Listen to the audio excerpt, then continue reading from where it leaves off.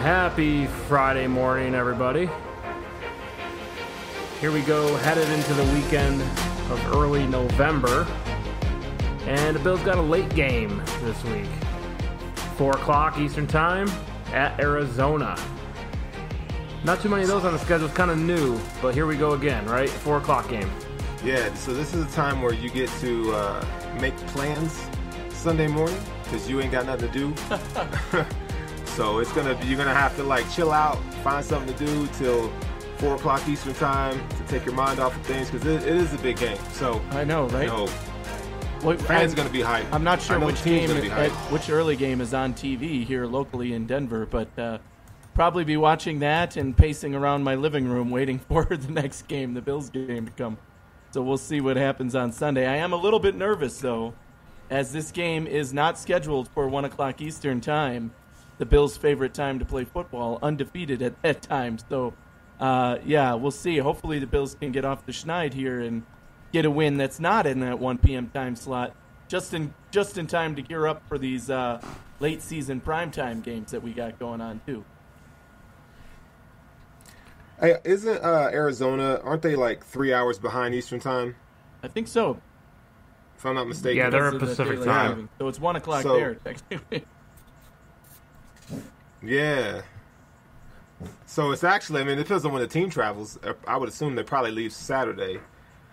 But yeah, there's a little mix up in the schedule there for the Bills to have to adjust to.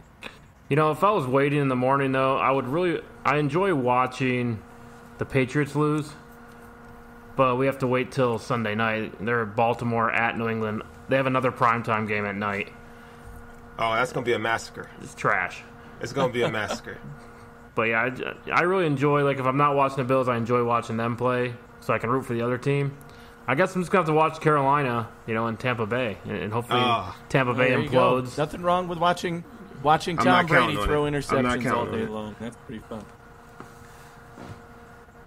All right, so we got an action-packed show headed into the weekend.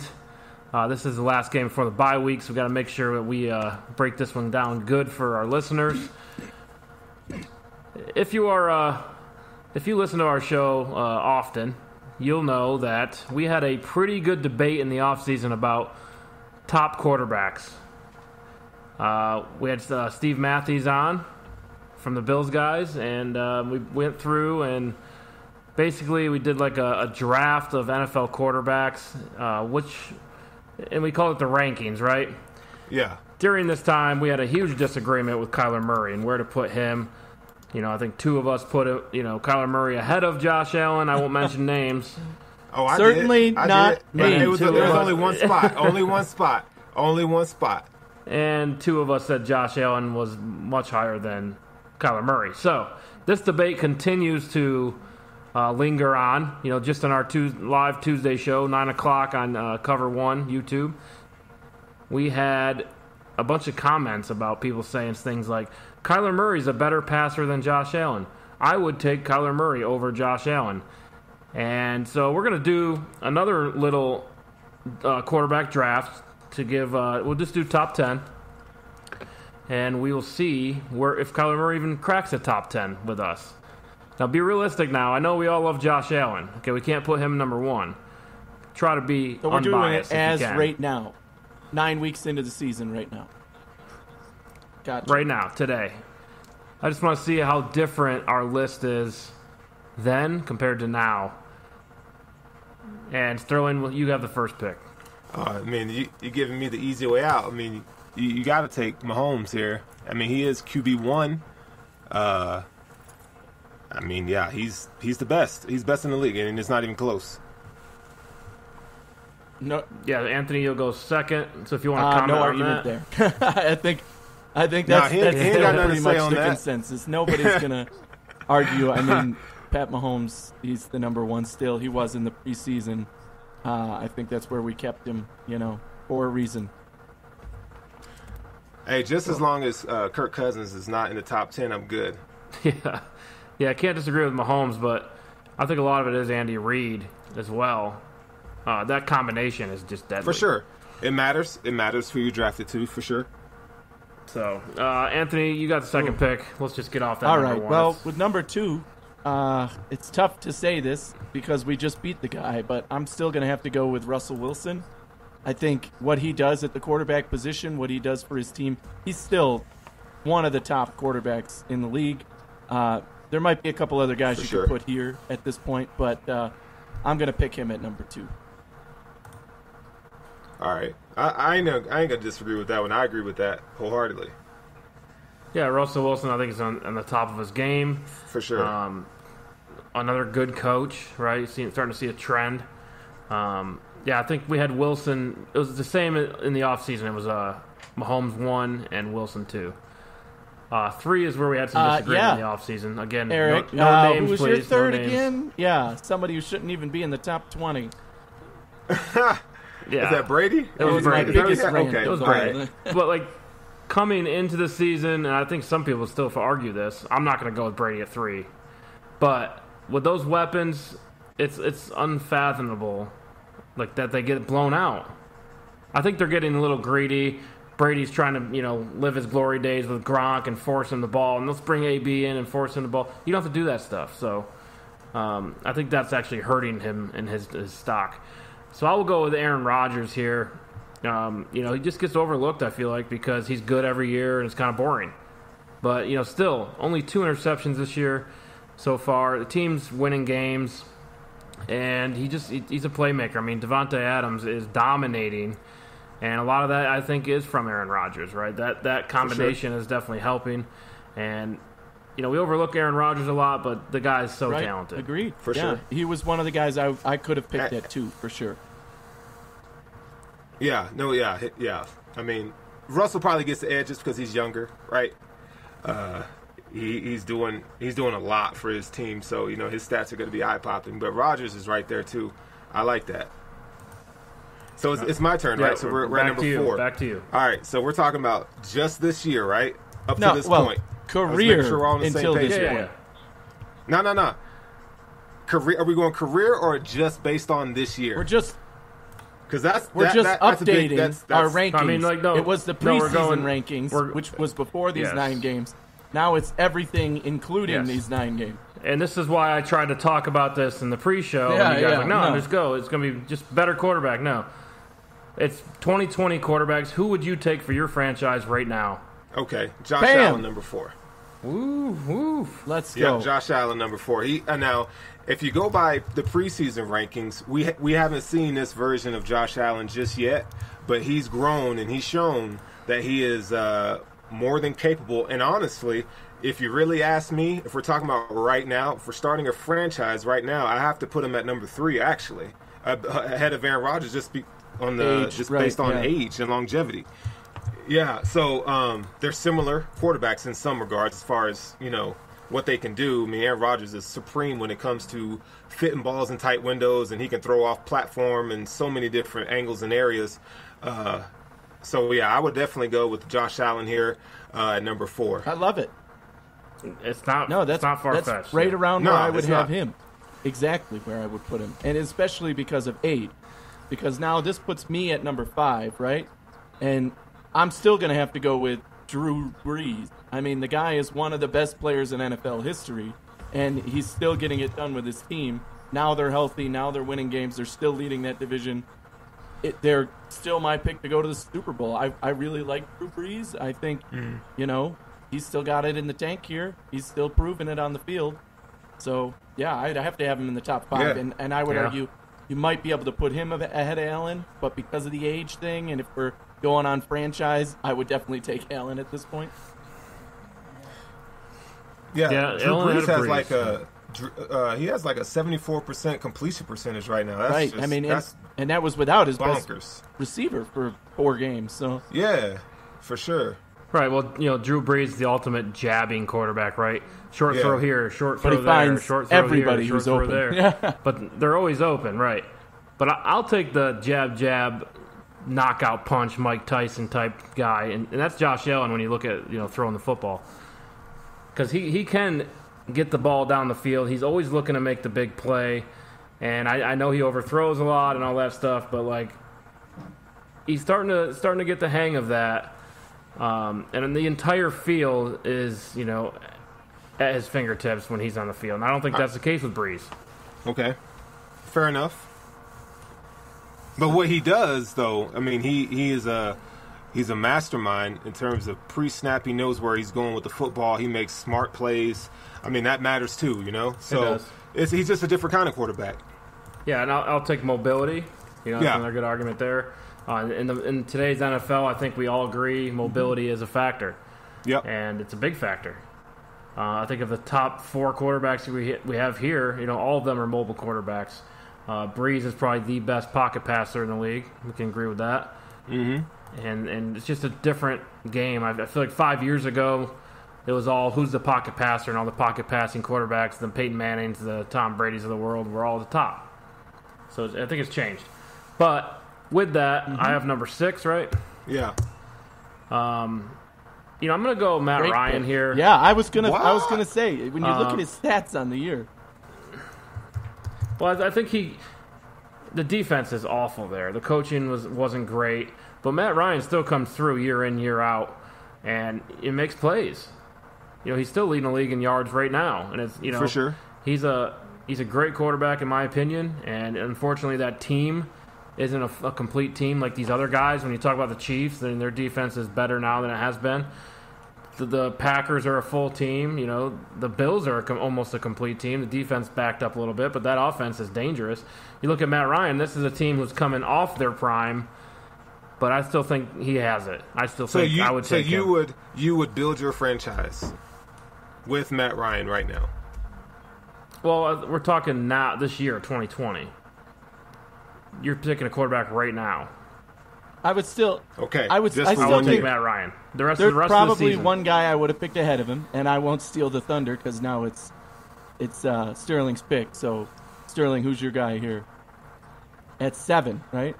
Because I would have put one more ahead of Ryan.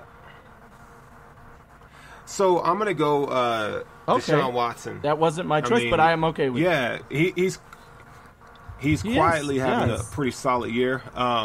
17 touchdowns, 5 picks. He's got a rating of 108. He's despite what the hand he's been dealt, I think he's playing pretty good football, man. And to Matt Ryan, I think a lot of his, chunk of yards and so forth come in garbage time, to be honest, because they're always right there behind. So his ranking's kind of skewed for me in that area, but I would definitely go Deshaun Watson right here. Well, you picked Deshaun Watson, and I'm okay with that. But the other quarterback that I was thinking at this point has got to be Lamar Jackson. And mainly, it's not for his throwing ability. It's for what he can do at the position at quarterback. I still think that earns him a spot in the top 10 at this point with the direction the NFL is going, how dynamic he is, and in that offense. I mean, it's perfectly fit for him right now. So I'm still putting Lamar Jackson up there. So, you know what Lamar Jackson came out and said this week? He said he feels like teams know what they're doing. They're calling out the plays right before they snap the ball. Yeah, they've read that offense. So, is it Greg Roman being – because that was an issue here in Buffalo where Greg Roman was kind of like, it's kind of predictable, right? So, I guess we're seeing the same thing manifest itself in Baltimore. I do think Lamar Jackson is limited as a passer, though, and people are going to say, "Oh, you're hating on Lamar," but I don't know how much longer he's going to be able to keep up his style of play over the years, right? I know he doesn't take many hits, but you have to be able to hit every area of the field, and right now he's limited. Yeah, I think it's he has shown some passing ability, but I think you need a full football team to win with Lamar Jackson. And that's what Baltimore has. Right, they have a body's complete in team. now. It's perfect. Right, and we'll see. He's definitely a talented guy, but he's more of like a new type of quarterback. You know what I'm saying? Me, I like traditional quarterbacks, and they're proven, right? The pocket. I think I know who you're picking here. Then So where we at? 7. I picked 8. Right, 8 was Lamar Jackson. Yep. So I'm 9. Yep. I'm curious to know who you think I'm going to go with because I am going to take Kyler Murray here. That's not who I thought you were going to go with there. Yes. Yeah. Because I think he is an all-around quarterback. We talk about Lamar Jackson. I mean, there's a good argument that Murray is a better passer than Lamar. Mind you, Kyler Murray still needs a special type of offense to succeed. I don't think he can succeed in traditional offenses. This is why I have Matt Ryan so high and these guys kind of lower. Who plays traditional offense, though? I mean, you're seeing a lot of shotgun and spread concepts. I mean, okay, I see what you're saying. They're all innovative, right? But, the play actions, playing under center, lining it up, and, like the I formation, things like that. You don't see a ton of that from the Cardinals especially. Fair enough. They're in shotgun in every single play. They're rolling out Murray this way. They're rolling him out that way. Well, we're going to see it up close and personal this week, aren't we? So, right, the screen game. But I mean, I'm not 100% sold on the college systems, right? But Murray is definitely a unique talent, and his rushing ability gives him tons of points, just like Lamar. So I think this is a good spot for him at 9. I had a lot of hate for people picking Kyler Murray in the top 10 in the preseason. And the whole reason for my rant was that he has one season, and it was not some blow-me-away rookie season. It was mediocre at best. It was very much a losing record. He's got a lot to improve on still. Now, given the 9 games he's had, or 8 games for them, they've had a bye this season, he's certainly looked impressive. But there's still flaws in his game. I still wouldn't put him in the top 5. I still don't think his team is going to, they're barely, if they make the playoffs, it's going to be as one of the bottom seeds. And in that division, they're going to be lucky to do that because they've got a lot of competitive games to play, for the rest of the season. So, I'm not a Kyler Murray hater, much to my preseason rant, but the fact that people were putting Kyler Murray ahead of Josh Allen, even now we're saying Josh Allen is top 5, Kyler Murray is barely top 10. So, I mean, that is where I think they belong. And it's still Josh Allen light years ahead of where Kyler Murray is because Josh Allen has 2 more years in the NFL. And that's exactly what my point was in the preseason. Well, yeah, I mean, but you look at if you break those years down and you look at what Kyler did last year and what he's doing this year, that's impressive. Certainly. And if Josh Allen put those numbers up, we would all be like, "Yeah, dude!" Like, not from just his rookie year. Not from. But Kyler's played a year and a half of football, and he's already placed himself as at least a top 10 quarterback. They're winning games this year too. I was not sold on him last year because they only won 5 games. Right. But you got to take into consideration you got a new head coach from college, no NFL experience, learning how to call plays in the NFL, implementing a new offense, lots of roster turnover. Yeah, that's exactly why I couldn't rank him above Josh Allen, period.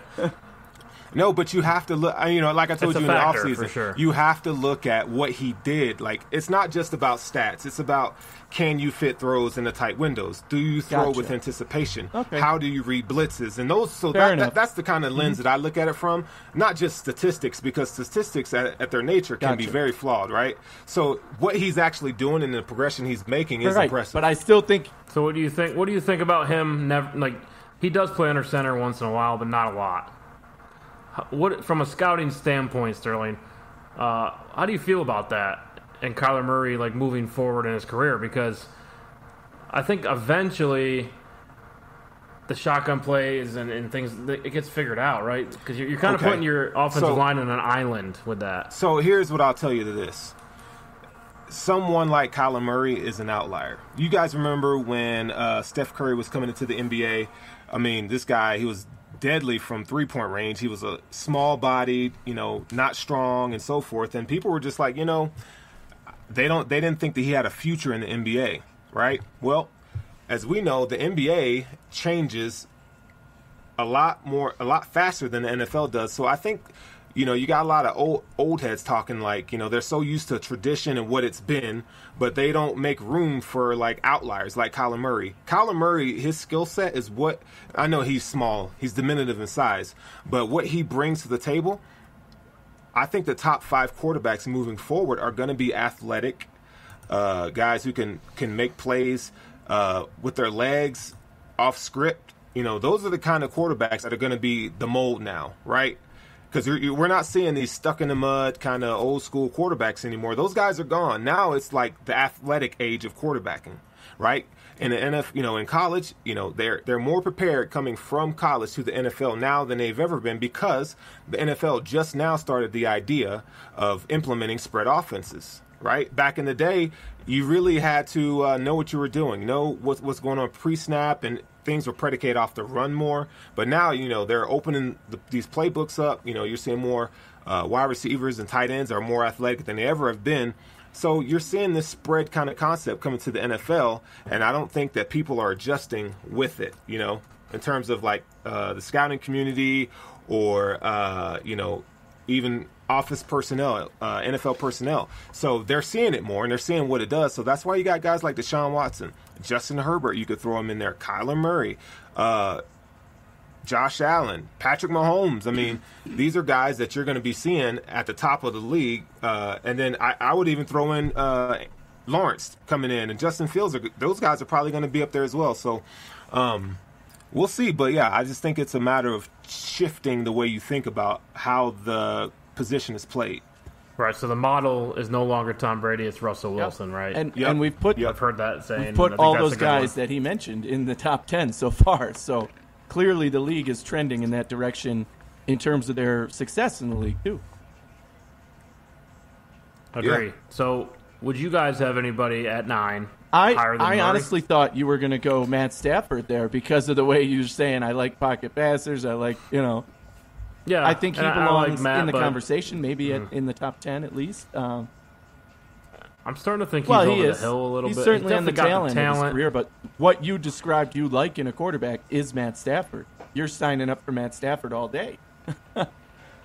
He just hasn't impressed me this season. I'm kind of down on him this year.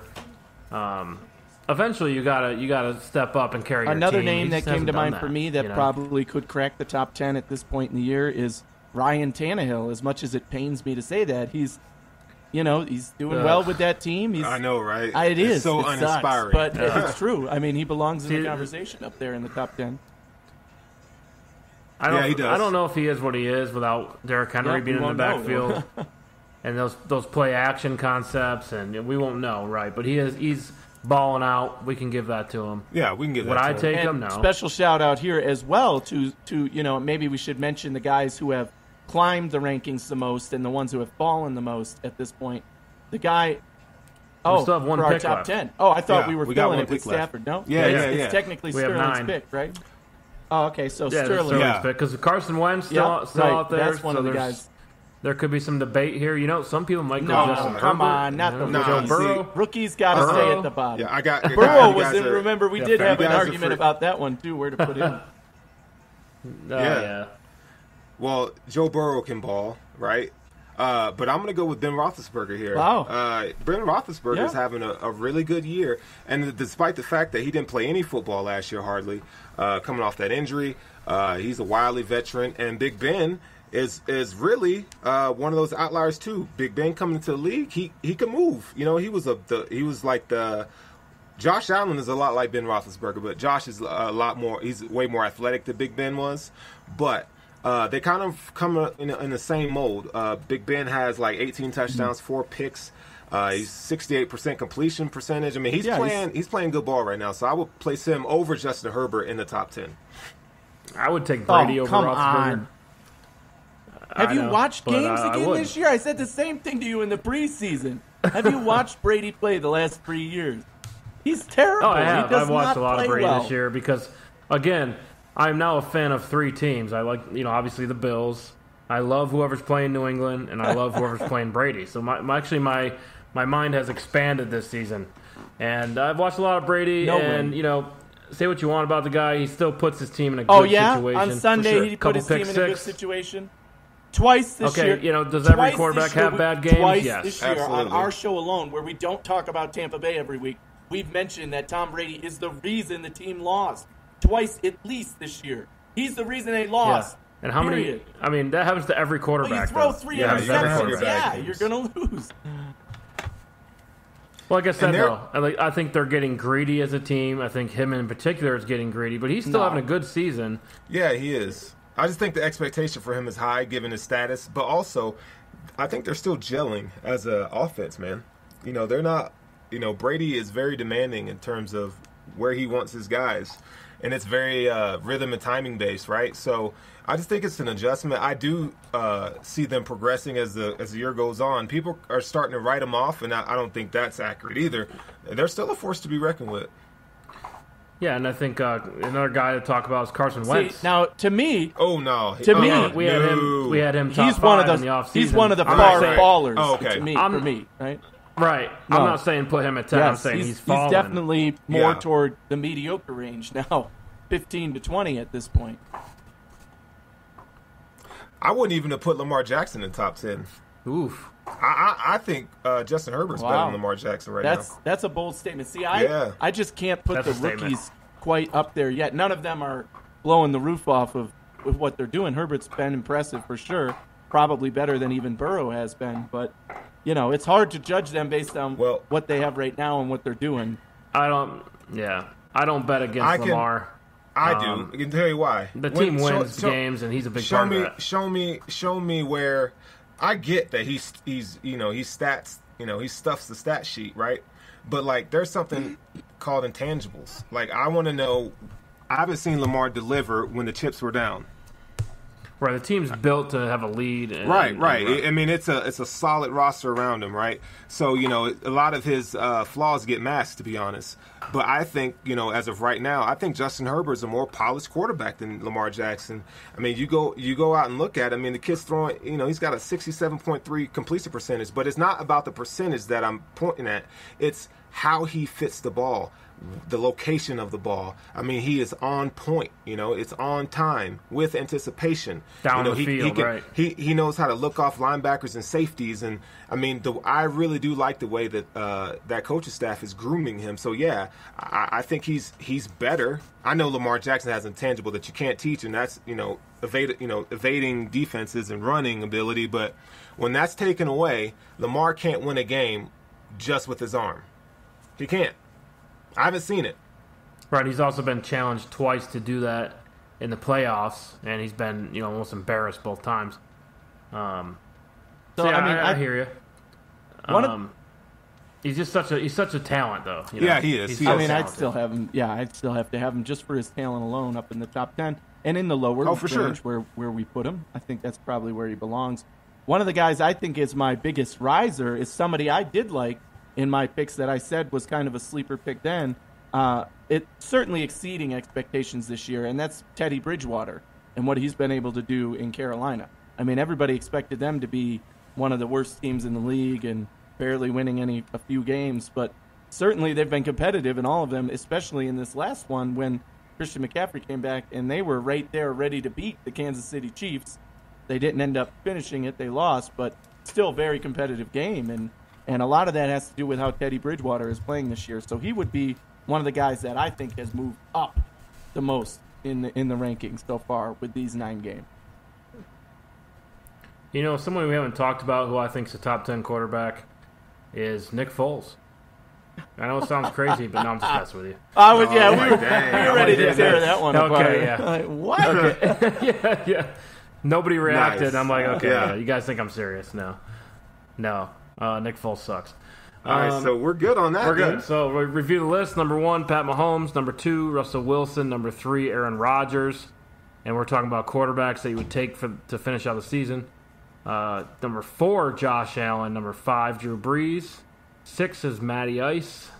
7, Deshaun Watson. 8, Lamar Jackson. 9, Kyler Murray. And 10, Ben Roethlisberger. Now, of the rookie quarterbacks, who would you take? Herbert. God, for sure. He's playing the best. Yeah. I agree. I think Herbert has the best ceiling, too. I think he's going to improve. Yeah. Burrow. I mean, Burrow's dope. He's consistent, too. Play, he's been very consistent. He's on a crappy team, but the dude, I like the way he battles. Like, he's, they beat a pretty good Tennessee team last week, and he played well. Is it fair to say that this draft class is already better than the 2018 draft class? Yeah, for quarterbacks alone. Certainly, projected I would say so. I mean, it's only been half a season, but certainly it looks that way. Just with those 2 guys alone. Yeah, and Justin Herbert. Yeah, I honestly didn't see him performing this well. I really didn't. So I'm not gonna sit here and lie and be like, yeah, I saw that, because I didn't. No, I mean I liked him the most of the other guys, but I still didn't. I still thought it would take. Yeah, I think we're learning why 3 quarterbacks win in the top 5. Right? they belong there for sure. We got to see more from Tua. Well, yeah, let's just not There's go still there. more to be seen with all of these guys, but there's a reason 3 quarterbacks. Yeah, I'm just playing. I'm just picking on Sterling from he the played a live good show. game. The live man. show. He played a good game. I ain't gonna take nothing from Listen to him. the live show. Go back and listen to Tuesday's show. You'll understand. All right, so let's get out of that. Let's move on to 5 for 5 with Anthony Romeo. All right, here we go. Another time for 5 for 5.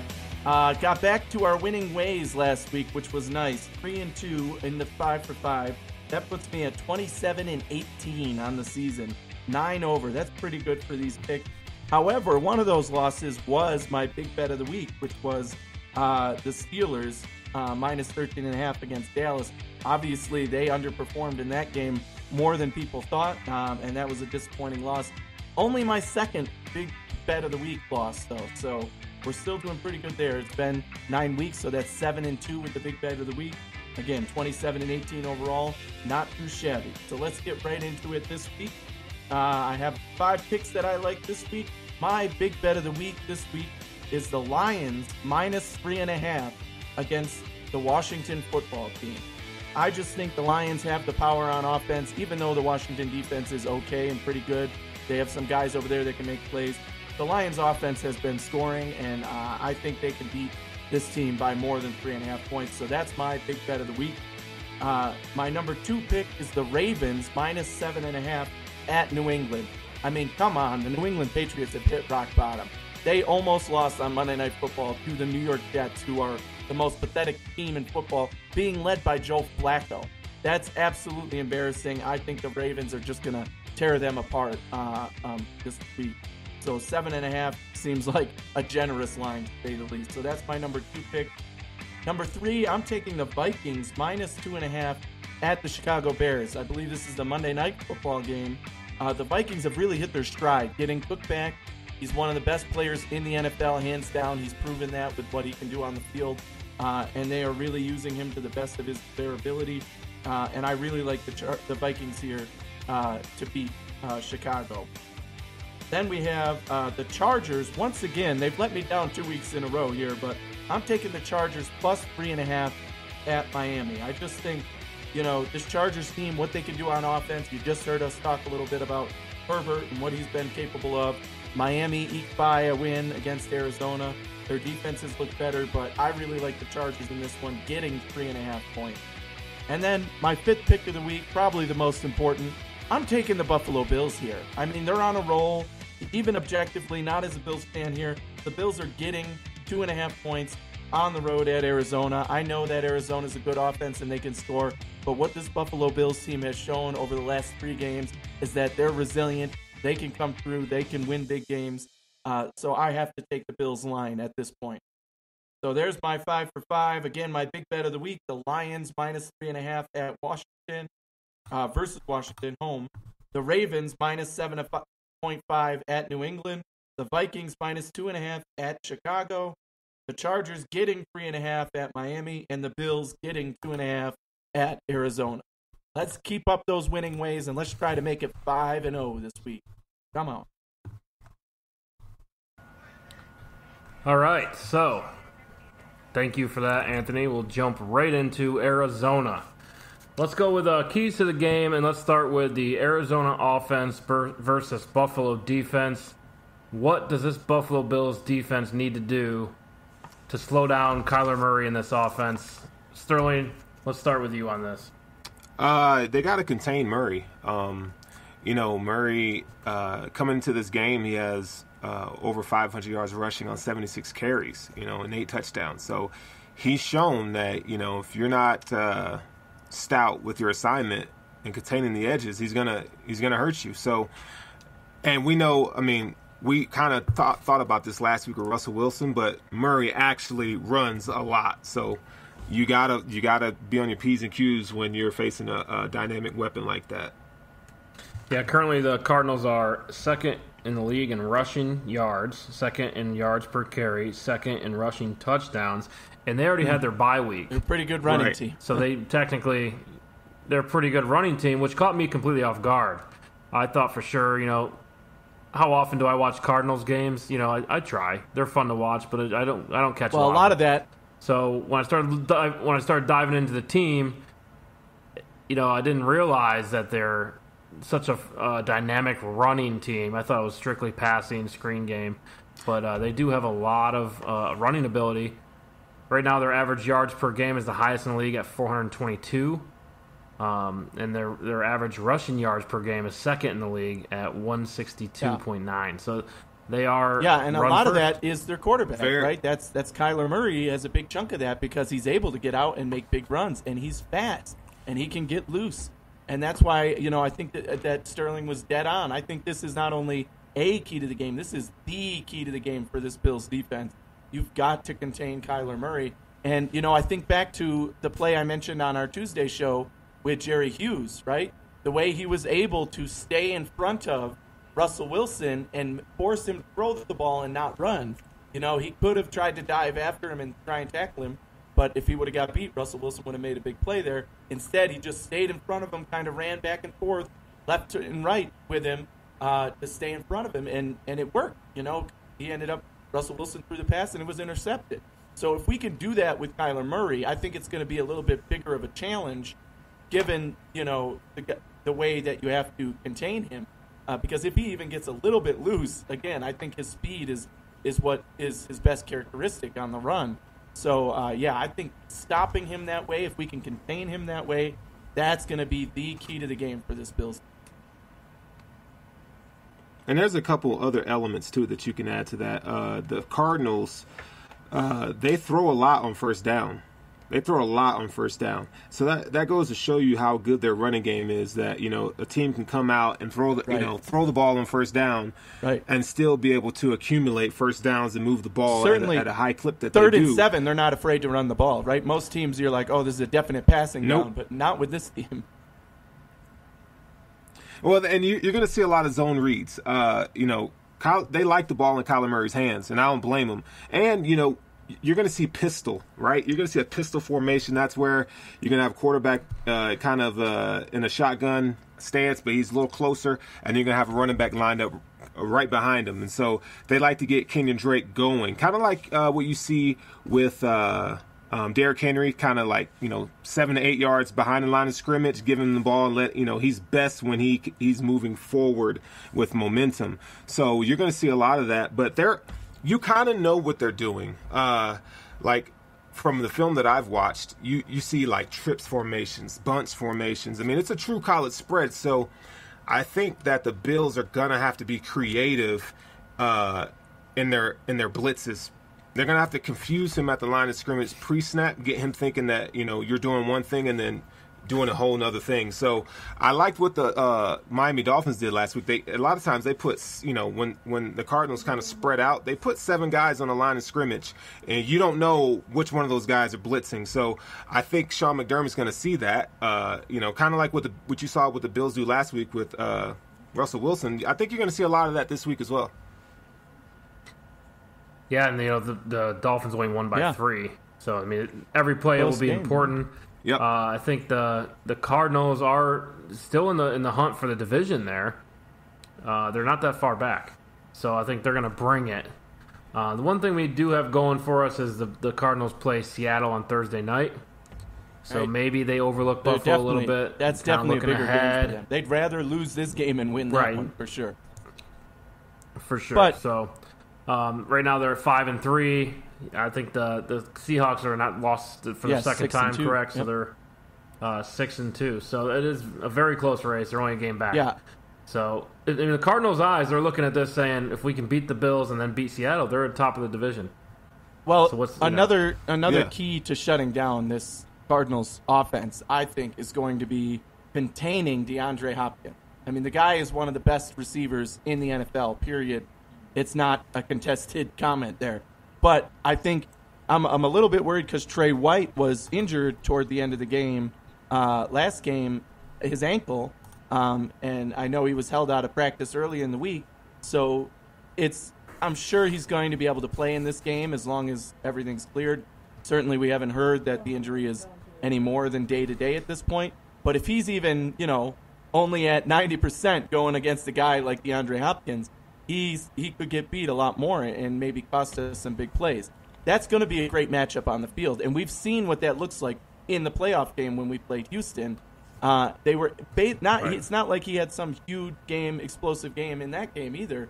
But they certainly know how to better contain him. And the Cardinals have other receivers too. They still have Larry Fitzgerald, but he doesn't scare me at all. He's getting older. He can catch the ball. He's reliable when he gets open. Christian Kirk, we talked about him, the speedy guy, who could get open and make a play. But really, it all focuses on DeAndre Hopkins. And what we've seen is in the Arizona's best games on offense, he has continuously gotten not only 100 yards, but like 150 and multiple big plays. And that's what... Yeah, his stats are similar to Stephon Diggs. Right. And which we know what he does for our team. Guy, so, right? And he's the guy you trust, one-on-one, or even when he's double-teamed to make a play. He's going to get his targets. He's going to get his yardage. Again, this is a case where I don't think the Bills can shut him down completely, but certainly contain him and limit him in terms of what he does on the play. Because if he makes multiple explosive plays that end up in touchdowns, the Bills are going to be on the wrong side of things pretty quick. Right, and Trey White is familiar with him from the playoff game last year. And overall, Trey White had a good day that day versus Hopkins. But he did get beat a few times. I mean, it's almost impossible to stop him completely. But if you, like you said, if you could just limit Hopkins, that's going to help him out a lot. That'll help out the Bills. Let's switch over. Do you have anything to add, Sterling? Or no, I think we covered it, man. I think we're good on that. Right. Actually. Oh no, we're good. I'll save it for later. All right. We got a fun teaser. Sounds like a fun fact coming out. Just a reminder. Okay. So let's switch over to the Buffalo offense versus Arizona defense. I think Arizona plays a 3-4. I know they're still in the 3-4 system. It's okay. So they it's kind of a hybrid. From what I see, I see a lot of 4-3 and nickel concepts, because you have to remember that they do have guys that are like you can't just peg Isaiah them in Simmons. A spot. Yeah, that's the guy I was Isaiah going to ask Simmons. you about. Yeah, he's kind of the flex. Buda Baker is he can nice. play around the line of scrimmage. Hicks, their linebackers, he's actually pretty good. And then you got Hassan Reddick as well. So they got guys that they can move as chess pieces, so they really do disguise what they're trying to do. But I did notice something watching film with Arizona. They like to run a cover one zone safety kind of deep, and kind of they want to cause confusion in the intermediate areas, but they aren't very disciplined in their passing assignments, because the middle of the field is typically wide open. So I think you're going to see a lot of rub routes. Those crossers that we've seen and the Bills do very well is going to cause issues for them. And then, another fact, don't forget that they have Marcus Golden. That's what I wanted to bring up, because Marcus Golden, if you guys remember, he played for the Steelers last year, and he had a heyday against these Bills. So you got him over there. You got Jordan Phillips over there. We're going to see if he plays. But, it's going to be some they're going to be talking shit. So it'll be fun. It'll be fun to see. Words don't hurt anybody. Nah. But Chandler Jones might, though. Yeah. I don't think they got anybody. We didn't mention him, but he's Chandler Jones is a really good player in the league. Yeah, he is, for sure. He's one of the most underrated players, in my opinion. But, you look statistically, this defense the Cardinals have is right. They're still giving up points, pretty much throughout the board. Right. Allowing average yards per game, or opposing average yards per game, they're 19th with 370. If you break that down further, opponent average rushing yards versus them is 126 as a team. It's 22nd in the league. And then the opponent average passing yards per game, 244 yards, or 19th.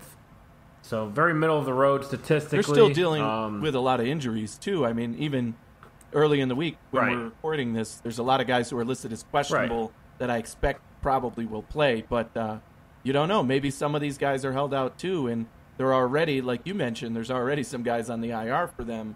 that are out, and that's translated to what their defense has given up because you're able to target certain positions where the backups are. Right. And the bye weeks also, some teams haven't been on bye, some have. So it obviously disrupts positions as well. But, I think throughout their middle of the road, they did have their bye week. But let's get back to the X's and O's. I think Bills just got to keep doing what they're doing, man. I think if you come up with a similar game plan to how you played Seattle, I don't think this team can stop that. I think it's guarding John Brown and Stephon Diggs. I just don't think it's possible, especially with Cole Beasley in the slot. So I think if you attack them like that even more, I think you'll have a successful day. I mean, look, when Dable rolls out a good game plan and Josh Allen's having a good day, I don't think there's any team in the league that can stop the Bills' offense. Yeah, I mean, that's high praise. It's certainly a powerful, and we know what we do best, right? It's pass the ball, period. And I still think you need to be able to establish the run, although they proved that wrong versus Seattle. But I think this defense is certainly a step up from Seattle, who's one of the worst defenses in the NFL at this point. And like you said, Arizona's kind of mediocre. So I do still think you need to be able to run the ball. We basically completely abandoned the run because we didn't need it against Seattle, and the air was working, the passes were working all day long. So I'm okay with that. If you keep passing and it's working, that's fine. But I think establishing the run is important for, again, maintaining time of possession. You want to have the time of possession, keep the ball out of Kyler Murray's hands. If you can even get out to a 7 or 10 or even 3-point lead and hold on to the ball, that's the best way to beat this team, I think, and just continue to, power the ball down the field. So, I mean, certainly it's going to be more pass than run. I would expect that, almost guarantee that no matter what, unless something crazy happens. But you still got to be able to get the ball in your playmakers' hands on the ground. I mean, we know that Singletary hasn't been amazing this season, but I think it's more about getting the opportunity. And Zach Moss, certainly since he's come back from injury, has looked a little better, has been a little more powerful, a little better vision. So I do want to see that run game balance what we can do in the past. Okay. Yeah, I think I have no qualms with what you just said. Also, keep a note, they had a couple guys on the COVID list last week. I think those guys are Devon Kennard and Byron Murphy. They are activated. So the Cardinals had 3 cornerbacks that were out, and they signed Jonathan Joseph this week as well because they had another cornerback going IR. So they're a little banged up. I mean, they do still have Patrick Peterson, who's playing pretty well. I mean, we all know he's, really good. But there's opportunities to be had against this defense. Any update on Kenyon Drake? Will he play this week? Kenyon Drake has practiced some this week. I do expect him to play. They really need him. And this is a guy who, coming into this game, he's at like 512 yards rushing. And he's 4.3 yards a carry. And I think we forget how big that dude is. He's a big dude and fast. So they like getting him the ball in space, and he can catch the ball in the backfield too. So I think that they're really going to test these Bills linebackers. That's fair, but I think I really think the Bills' offensive line can push this defensive line around. Power run could be something we saw. Similar game plan we saw with New England. I think could be effective here because, outside of Jordan Phillips, big bodies who can push people around. Most of these guys are finesse-type players, right? They're fast, they're speed. And I think you beat that with a power run game. And Zach Moss has been great for the Bills. Feed the man. Feed that man. Just cut Dawson Knox and feed Zach Moss. We don't need a tight end anymore. We don't need him. Dawson hasn't done nothing. But, yeah, I don't disagree with that. And then the fact that, we're going to have Mitch Morse back this week, I think. He practiced some this week, so I really, he's out of concussion protocol. So I do think that there's a good chance he's going to play this week. That's huge. All right, we'll cap it off with a fun fact from NFL.com. The last quarterback to make a Pro Bowl at 5'10" or shorter was Doug Flutie for the Bills in 1998. Boom. Dang. All I mean, how many 5'10" quarterbacks? I was going to say, that's a pretty short list. I mean, yeah. 5'10". Anyway. All right, let's kick it off. We got one bold prediction, Sterling, and a score. All right, bold prediction. I'm going to go, well, is it really bold? But no, I'm not going to go with the Josh Allen projection because that's too easy. I'm going to say 2 interceptions by the Bills secondary. I like it. I'm going to stick. My score, I would say 31-27 Bills. I'm going to stick with the defensive bold prediction. I'm going to say the Bills' defense sacks Kyler Murray 6 times or more in this game. And that means actually bringing him down. I think they're going to come after him, but they have to bring him down behind the line of scrimmage. And that's what I want to see. 6+ sacks in this game. Let's show what this defensive line is all about. They kind of had a coming out party. Let's keep that momentum going. And my final score, I'm going to say Bills 38, Arizona 28. Okay, nice. You picked the Bills to win again. Absolutely, and this is a game I've been arguing. When those people who did pick the Bills to go 9-7 said we would lose this game, this was the game that I said I think the Bills could easily win. So let's prove it right here on the field. Let's go.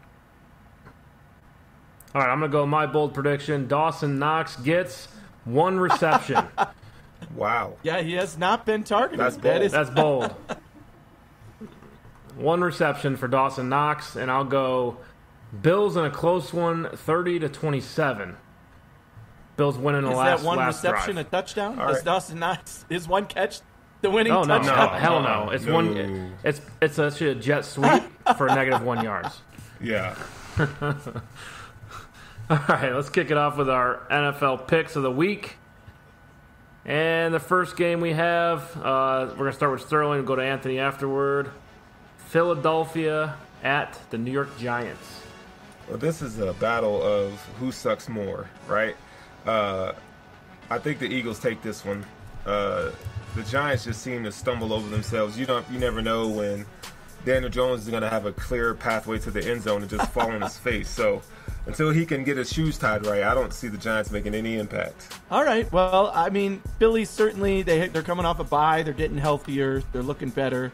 But I'm going to take the Giants in this one. I think, the Giants have been steadily improving. They've been keeping themselves in games. They've been winning games. I honestly think they could beat Philly again. Both of these teams are terrible. The Philly defense is completely uninspiring. So I'm going to take the Giants. I think their offense can get enough done. I still really like the players on offense for this team. This is a home game for the Giants, and they're, it's weird because Philly's 3-4 and the Giants are 2-7. Because Philly has a tie, that's right. But anyway, Philadelphia's won 2 in a row. I think that gets snapped. Giants win at home.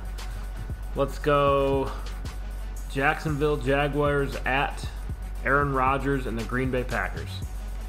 Green Bay next. Yeah, I mean, obviously Green Bay here. Yeah, I think I go Green Bay as well.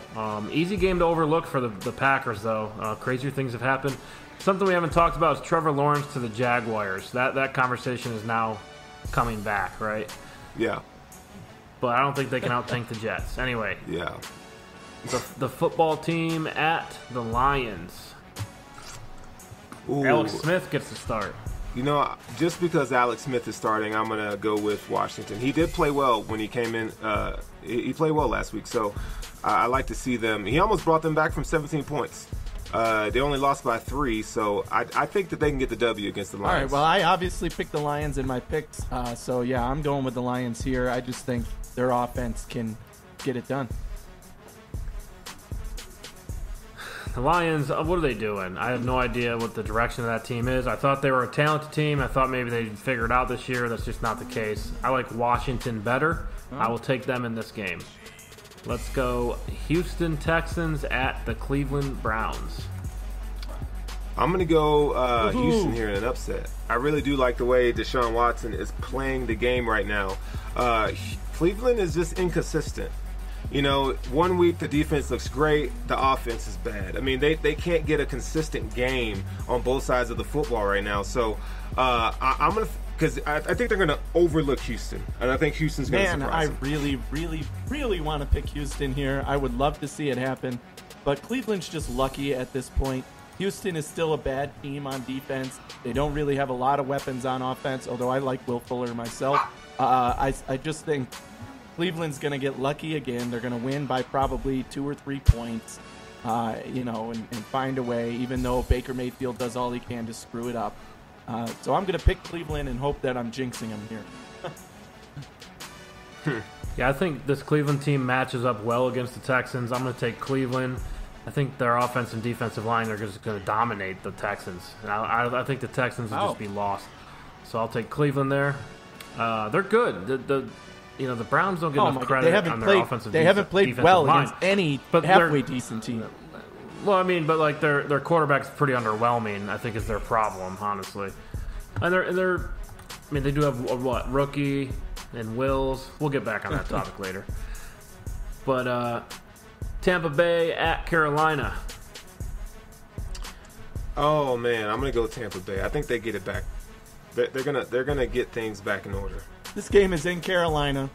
Christian McCaffrey is actually doubtful for this game, which concerns me for sure. But I'm still gonna pick Carolina because this game is in Carolina. I like the way they've been playing even without Christian McCaffrey. And Tampa Bay's defense has certainly not looked that great over the last couple of weeks against the Giants and then a good team like the Saints. And I just think Carolina can get the best of them. And I said that in the preseason that this division was going to be too tough for them. So I'm going with Carolina. I'll take Tampa as a bounce-back league, and they got completely embarrassed. It's been a topic of the week, how bad they got beat. Carolina's now lost 4 in a row. No Christian McCaffrey. I think it's now 5 in a row. So let's go the LA Chargers at the Miami Dolphins. I think Justin Herbert is going to outduel Tua. And I know this sounds crazy. If I'm a betting man, I'm going to say the Miami Dolphins win the game. However, I do think the Chargers, they're in every game. So I do think they have a shot. Yeah, I'm going to go the opposite of you, actually. I am a betting man, and I did put my money on the Chargers in my 5 for 5. So I honestly think, again, I really like this Chargers offense. Tua against this defense, we'll see what he can do against them. But, I honestly think they're the better team. So I'm going with the Chargers here, and obviously would help Buffalo, but we'll see. We'll see what Tua can do in round 3 here. It's not even going to be about the quarterbacks. I think this entire game will be which quarterback can make the least amount of mistakes. And I think Miami now has 4 wins in a row. They're a 5-3 team. I think they're staring at the playoffs. Yep. It's I think they run the ball, and I think they can win this game. But both teams are built very similar. I'll take Miami. Let's go Denver at Las Vegas. I'm going to go with the Raiders here. Even though it's a divisional game, Drew Lock is playing a little better.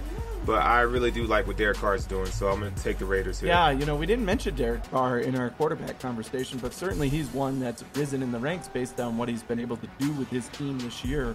And yeah, I agree with Sterling. I'm going to pick the Raiders here. I think Denver's had the momentum. They're climbing. They're trying to get better again, but this Raiders team is a little bit too good for them, and this game is in Las Vegas, so I'll take the Raiders.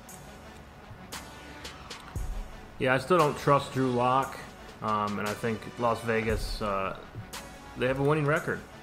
5-3, 1-2 in a row. I'll take Las Vegas at home. Let's go with San Francisco at New Orleans. New Orleans is going to take this one next. Yeah, they're my team again from the NFC, and I think this will be another big win for them. Yeah, I think San Francisco's lost at the moment, and I'll go New Orleans. Don't see it any other way. Seattle at the LA Rams.